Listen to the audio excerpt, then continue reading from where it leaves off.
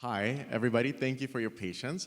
And what we're doing today is something very special. I'm sure you have seen Ask the Expert videos before online. We sometimes do them live on Facebook Live. This season, we have taped a few very exciting conversations on useful topics such as nutrition, such as well-being for dancers, such as how to put your best foot forward. So we've covered a whole variety of topics with real leaders in the international world of dance. And today, we're very excited to have with us a very exciting guest.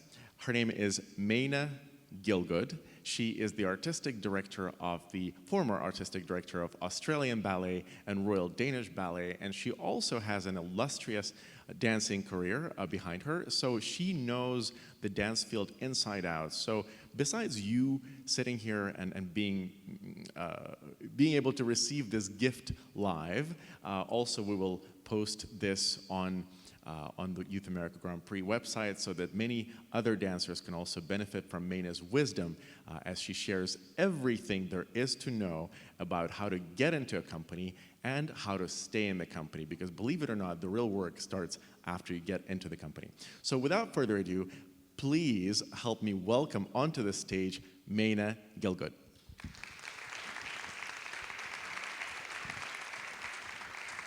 Thank you, Sergey. Thank you for making this time in a very, very busy schedule during the New York City finals. So these dancers here and the dancers all over the world who will be seeing it, they're all dying to know how they can get into a company. And once they get into a company, what are some of the things that they can do to help them grow as dancers, as artists, as human beings, as they build their career. So I would like to start with just a very simple question, because here we are at the Youth America Grand Prix Finals. It is a competition. So as a teacher and an artistic director who is observing these kids, what do you think dancers can do, students can do in class as they're preparing for competition or as they're performing here to help them be noticed by artistic directors such as you? I'll do my best. It's a tricky question, really, especially as you put it, how to be noticed, because you have to be noticed in the right way. You can't be over-pushy, but basically you want to present yourself at your very best in every situation, in class, even in the hallway. All sorts of people you can be meeting or crossing. You can actually attract the attention of someone just by looking interesting or interested, which is something very, very important. When you're in class, how you present yourself, what you wear, where you place yourself at the bar, that you don't displace anybody else, that you're respectful of the other students in the class. And then when you're working, I think that one of the things that often happens is that if something goes in your head, in the student's head, a little bit wrong, if a pirouette isn't quite as you do it at your best, if you do 2 instead of 3 or 2.5 and you come down, one tends to think it's a tragedy. But that's not really what directors are looking at.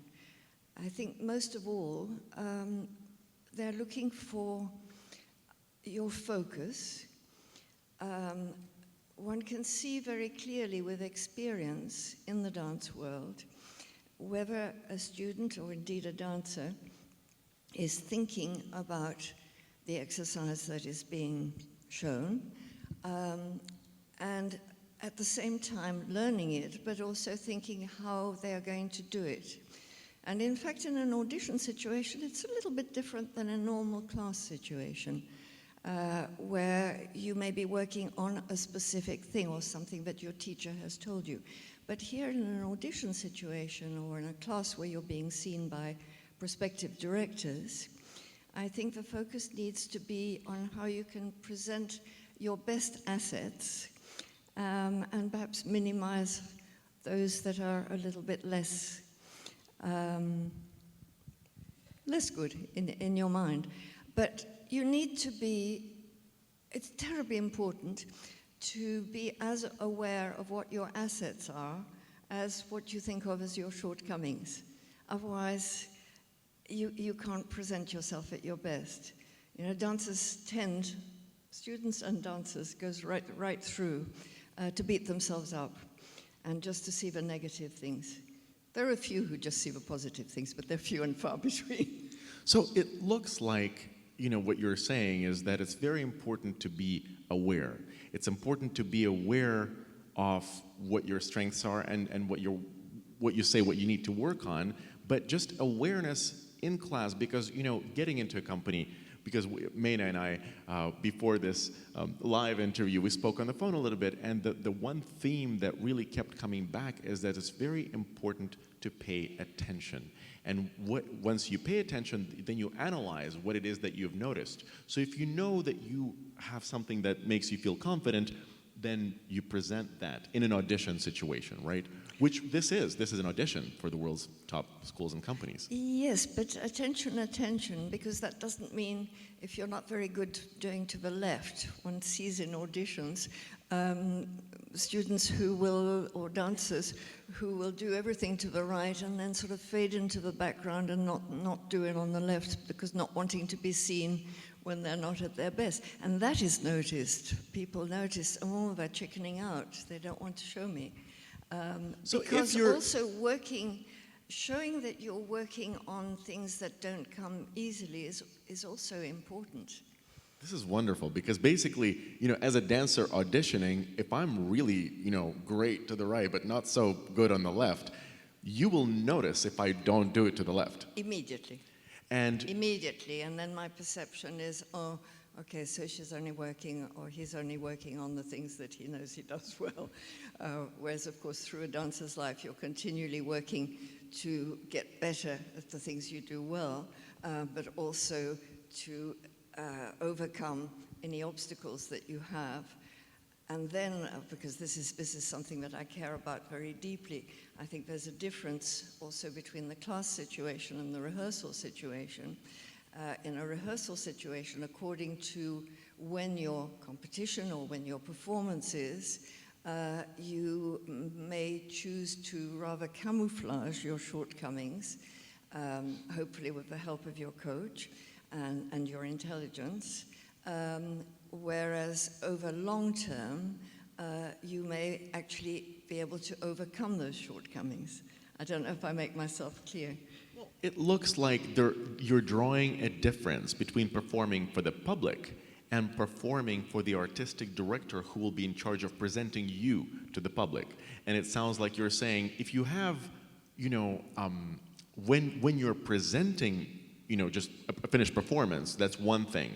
But as an artistic director, you're looking not just at the performance, at the finished product. You're looking at how willing a dancer is to take chances, how willing are they to show their true self, and if they're not even so good, to the left, versus to the right, the fact that they will go full in and will show you that signals to you, the artistic director, that they'll guts. work with you. They have guts, and you will want to work with them. Very, very, very important that they have courage and that they have guts. And if something doesn't work, that they'll do it again. And one can also see when something doesn't work, when the dancer goes to the back, are they thinking about how they're going to make it work, even by using an arm, by replacing themselves without redoing the actual step. All those things register with the person who's watching. So you notice how a dancer approaches, their successes or failures, right? Oh, absolutely, the whole work.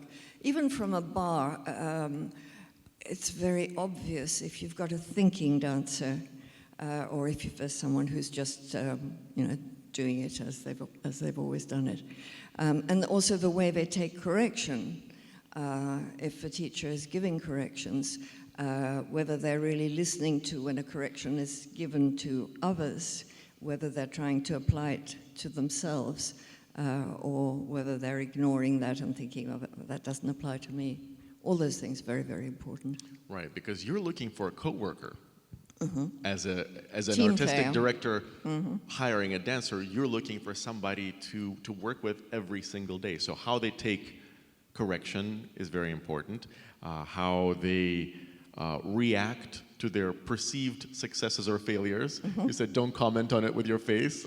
Yes, don't comment on, yes, don't show. You get dancers, they think they missed something. It may not even be visible, even to the director, but they're not happy. And it can be so misconstrued. It can so easily be taken as, oh, they didn't like the step, or they didn't like the teacher. That's not the dancer who's going to get hired. This is very, very interesting because what it really means is that you may be dissatisfied with yourself. You may be thinking, oh gosh, I respect that artistic director so much. I want her to really like me, and I let her down by messing up that pirouette. And your face is reflecting that. Meanwhile, that director is thinking, oh, they don't like me, or they don't like my choreography. So you really have to put yourself in the position of the other person and to try to understand things from the perspective of the person watching you. Absolutely, and I think one of the things we forget also is that as a dancer, you're basically an actor. And I don't mean just when you're performing a story ballet. Almost every dancer will tell you, oh, I'm not very confident, or I lack confidence. But it's very important to appear in a positive way, to appear confident. And those that do, it's usually an act.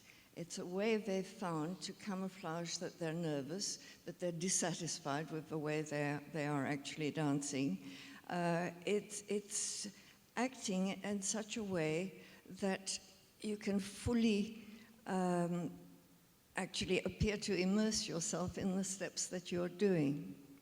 I have another pet thing which I'd really like to talk about. Okay.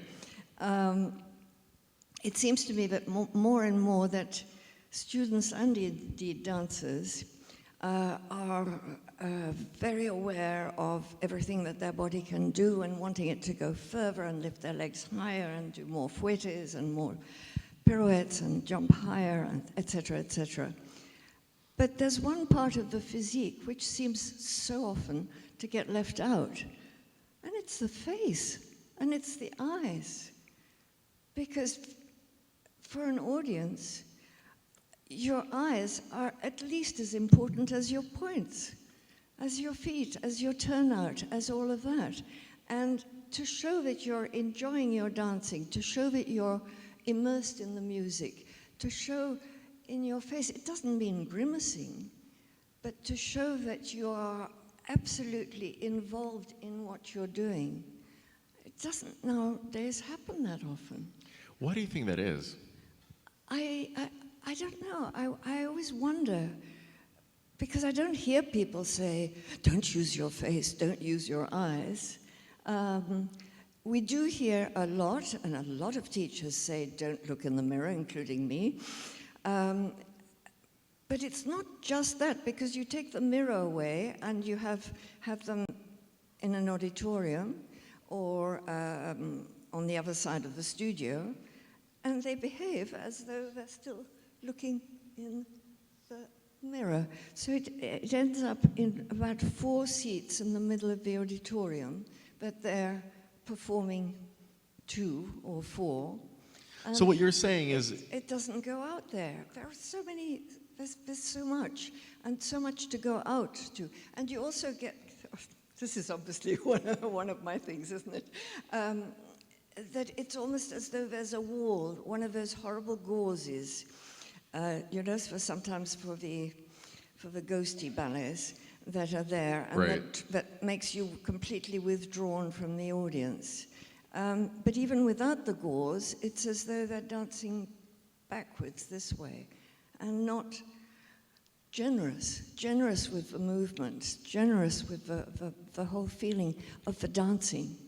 So what you're saying is that as someone is hoping to present themselves in such a way as to be noticed, that you don't just look at the turnout. You don't just look at whether they are as good to the right as they are to the left. You also look at the eyes. And so things that are inside of you actually are noticeable through your eyes and through your facial expressions. Is that correct? Very, very much so. Recently I watched a class, it doesn't matter in what company, and there was one girl who was just so immersed in her own movement. It wasn't that she was trying to sell it as such, but the love of it just came across, and that matters so much. It's funny, it's almost like a paradox. The less you're worried about the person watching, the more it becomes interesting for the person watching. So the more you yourself selfishly enjoy your movement, the better you're liked by the audience, right? Yes, as long as you're generous with it, as long Yeah. as you're generous with your movement. You can also be sort of narcissistic with it, which is not what I mean, of course. Right. You know, I think the founder of medicine as we know it, Avicenna, I think he had a famous saying that everything in moderation is medicine, everything in excess is poison. Too much of anything is not a good thing. Well, sometimes. I tend to say too much is better than not enough because it's easier to shave off. There's also that. Well, so if we go back to the discussion of what can a dancer do, because all these dancers and the dancers who are watching online, they have just one question that's burning, that causes them to watch this video, to go to the class, you know, to dance to begin with. How do I grow in this profession? What can I do today to fulfill my dream of dancing professionally? So advice number one, so if we separate advice into, say, audition tips. Number one, take care of your inside. Make sure you enjoy it. That comes through the eyes. Number two, I think you said be courteous and polite to others. When you take corrections, really work on them because you notice how a person processes the information that's given to them. What other audition tips would you give? Well, this is not strictly an audition tip, but before you even get to your audition, you're writing around hoping to get an audition. And artistic directors are busier and busier these days. And you find quite often that you don't get replies immediately. Not to be put off by that, because it's simply that they're busy. It's not that they're not interested.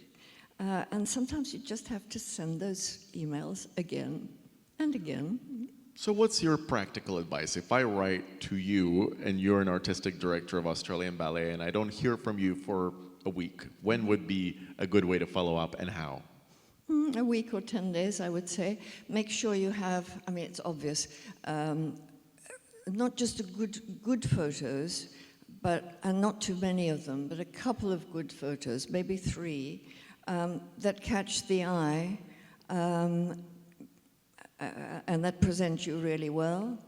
And if videos are asked for, links to videos that are easy to find, that are short, and that show you to your best advantage. And then once you're in an audition, especially if you're in a private audition, if you've managed to get yourself into a class with the company perhaps, if you can, have the courage to ask if you can watch some rehearsals after the class, because not only, I'm sure you'd be interested to see what the company is, how the company works, how the ballet masters are with the dancers, how rehearsals are formed, but also it shows that you're interested in that company. And showing interest is very, very important, as well as just being interested. It's how you're perceived. And then if you get permission, that's great. Try also, if you can, to stay 2 or 3 days in a particular place. Again, showing your interest and finding out how that company works. Coming back to even before you audition, do your research about the company and see if it is the kind of company. Are you aiming at dancing in a company that has a lot of classical repertoire? Do you want a mix of contemporary and classical? What are you best suited to? and just be sensible about it. We talked about this because a lot of what goes on, people say, well, how do I do this? How do I do that? And the general rule is, you can do anything as long as you're nice about it. So it's not what you do, it's how you do it. So we talked on the phone about showing your interest in the company. Well, you can say, well, can I watch your company? Well, that's one way to do it. Or you can say, I'm so inspired by your company dancers. I'm sure it might be inconvenient, but if it's at all possible, might I observe the way your company dancers work? And if you ask it that way, even if it's a no, the artistic directors will take note how respectful and mindful you are in communicating with them. So you talked on the phone about a very important thing. You said it's really, really important to radiate positivity. Tell the dancers why. To be positive in class and to radiate positivity, why is it especially important for artistic directors? Well, because you need positive people around you. Because actually, one of the things one often forgets, even as a dancer, is choreographers and artistic directors are also human. And believe it or not. Sorry? Believe it or not, they're also humans. Believe they're it human or beings. not. And they're not always confident either. So if you're looking positive, it reinforces them, and it helps them. Especially with choreographers, if you get the chance, I'm diverging now, but of working with a choreographer, before a first rehearsal, even the most famous choreographer is usually pretty sick with nerves before they start. So the positivity of the people around and being prepared to wait, but with a positive expression, it makes such a difference. I've sometimes, for some time, I've been going to drama classes in England, and there was a wonderful teacher there who was explaining, these are for actors and actresses between jobs, because as you know, they're always between jobs, and for how they should audition. And it was fascinating watching them. And she would just stand, about 10 people in the class, stand them in a little circle and just make them stand looking positive, just being present. Whereas initially they would perhaps stand and look nervous and look as though they want to disappear in a corner. It all comes back to what you were saying in the beginning, is take care of what's happening inside, not just outside, but how you feel on the inside really shows on the outside, and it affects your auditioners a certain way. If you come confident, if you come enjoying what you're doing, you will radiate positivity that they will respond to, and they will notice you, as opposed to a dancer who is stressed and looking like they're not enjoying it. So, actually, we are here in the live edition of Ask the Expert. We have a few more minutes, and if you have any questions that you would like to ask the great Maina Gielgud, you have a chance to do that now. You can just raise your hand if you have a question and would like to ask Maina anything. Go ahead. Speak up, please.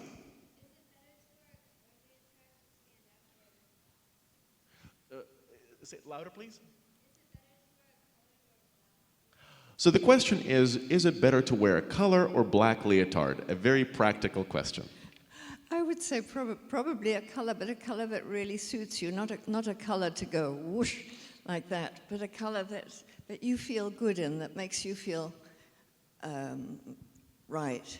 And the shape of a leotard matters very much. It's very odd. I often notice that, say, a dancer or a student who doesn't have a very long neck will tend to wear something that goes straight across or that has a very high polar neck. And it actually doesn't work. It's completely the contrary. I think it's good to look at yourself, but also ask a few people, not just one or two that you trust, and take it from there. And again, highlight your strengths and don't highlight things that are not your strengths. Do we have any other questions? Well, I have a question. Okay. We talk a lot about how a dancer should present themselves in an audition setting. Let's say you picked me, and now I'm working in your company. So a lot of dancers at Youth America Grand Prix, and who will be watching online, they may have just got in the company, and they want to know how to get ahead, how to build their career. Do you have any advice for dancers who are just starting out in a company? Well, the obvious most important thing is to learn whatever you're cast in really, really well. It's also important to know your strength or weakness in terms of how quick you are or not at learning and at learning detail, because it's vital to pick up the details of different styles of ballets, especially nowadays where one's doing classical and contemporary and all sorts of different kind of work. And some dancers are very quick and pick up instantly, and that's a blessing in one way. But if you're not one of those, maybe you need to stay up and go over your material. Maybe you need to write it down. Different people function in different ways. But what you need to do is, if you're not instantly quick, make sure that at the next rehearsal, you know it better than anyone else and in as much detail as possible. Don't ask too many questions. The occasional question that is really sensible and something that you have not understood and can't pick up in any other way. But it can also be annoying. You get the dancer who is continually saying, but I don't understand, is it that arm or this one? And after 2 or 3 times it can get off. Right. So that's very important. So that's your own material, what you're cast for, know it backwards. And don't just know it, yes, because this is another thing that I think is very important. Whether it's in class, whether it's learning material, whether it's rehearsing, whether it's performing, what you're taught and the comments and the notes that you're given, that's the scaffolding. That's not the be-all and end-all. It's not just to be the most obedient dancer in the company. It's to be listening to everything you can possibly take in, utilizing as much as you possibly can, and sifting also a bit what is really relevant, and then making it your own. Because a dancer and a student is studying to become a dancer, and being a dancer is being a creative artist. It's not just being an obedient student or an obedient dancer. And I see often nowadays very good dancers, but you can almost see when they're performing or when they're rehearsing, but especially when they're performing, that it's like, tick, yes, I put my arm at that height, I didn't come down the wrong way, I was in the center of the stage when I was told to, and it's like tick, tick, tick, tick, tick. But basically, you do all the rehearsal, you do all that work, because you want to be free on the stage. You want to just give yourself up and hopefully, it's the most unfashionable word, be inspired. Because that's what art is about, getting inspiration. You can't get inspiration without all the work behind it. But you can't continue working for a perfection that you'll never attain when you're actually performing the ballet. When you're performing the ballet, you give everything that you have. And you take the odd risk. And occasionally it may not be what you've rehearsed. And occasionally something else happens. And occasionally that something else is something much, much better than what had been planned. But you have to open yourself up to that. But it's important already from the student days, I think, to realize that you're not just listening and applying. It's not like, this is how I write A. yes, this is the bones of how I write A, but then I make it my own. And that's not only when you're a soloist. When you're in the corps de ballet, you can be together, and yet you can have an individuality to it without mucking up anybody else, but having, I'm sure when you see performances, you get to see sometimes someone who sticks out in the right way. Sometimes you get some that stick out in the wrong way, and I'm not saying that at all. But it's that, otherwise we might as well just put in a computer little figures and do it all, and there would be no reason to have different casts of any ballet. You know, Yes, it's... Be an artist, realize you're creative, you're given material. You look at somebody, I'll just quote somebody like Alina Kojokaru. What happens between the glissade and the arabesque? It's magic. She finds time where hardly anyone does, in a completely individual way, and yet it's the most perfect glissade and it's the most perfect arabesque. I think that's really what we're there for, to dance, to discover, to continually explore and discover, not just to obey, but of course you have to do it within certain confines. It's interesting that you mentioned the word inspired. You know, just recently somebody pointed out to me that it takes its root from Latin word inspire, which means to breathe in. So you take all the technique that you've been working on, and then you breathe life into it, and then it becomes yours. So you don't change the choreography, but you breathe life into it, and then it starts living its own life. And so that's what being inspired means. It's allowing just the forms that you've learned, it's breathing life into them, and that's the act of creative artistry. And that's how classical ballet stays relevant and alive, and that's how you can put aside all that story about classical ballet is dead, classical ballet is dying. It's not dying if you make it live. So make it live. Make it live. So you have an assignment. You know, well, this is a great place for us to wrap up. And this also, by the way, Maina is here. She'll be happy to say hello if you would like after this event. But we end all of our Ask the Expert series by asking our guests to look right there, but that's your camera, and imagine yourself as a teenager. And is there something that you now, from a life well and fully lived, have learned that you would like to share with your teenage self? So let's say right there in the middle of the auditorium is your teenage self. So young Maina is sitting right there. What would you like to let her know that you now know that she doesn't yet?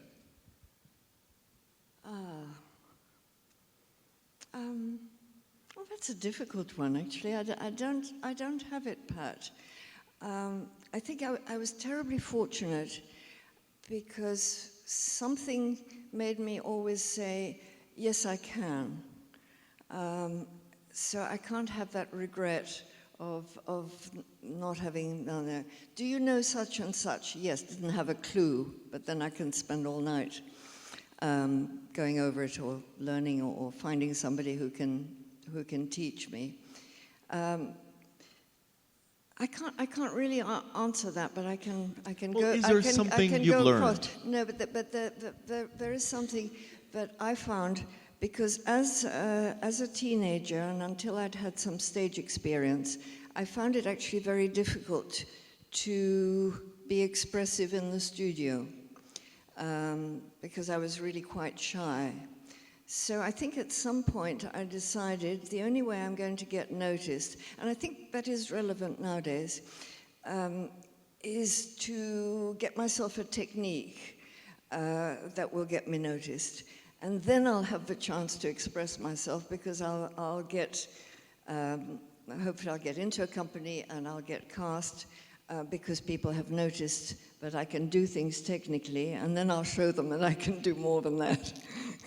And I think nowadays, in these days of pyrotechniques, it is important to develop your strengths in virtuosity. I don't mean kick your legs as high as possible, that can be, but use the virtuosity to get noticed, but virtuosity with quality, because that is truly beautiful, and that's what we should strive for. And then when you have the virtuosity and the quality, and then just go to town and really live what you do, live the music, live your roles, live your dancing. And I come back to show you love it. Love what you do. So this was a very special live edition of Ask the Expert. I'm Sergey Gordeev. This is Maina Gielgud. She is the former artistic director of Australian Ballet and Royal Danish Ballet. We thank you for coming, the audience, for this live edition, and we hope that all of you watching online will enjoy the wisdom and the expertise of our Maina. And I say our Maina because once you're part of the Youth America Grand Prix family, you're always a part of Youth America Grand Prix family. You're now a part of the Youth America Grand Prix family. Thank you very much. Thank you. Thank you so much, Sergey.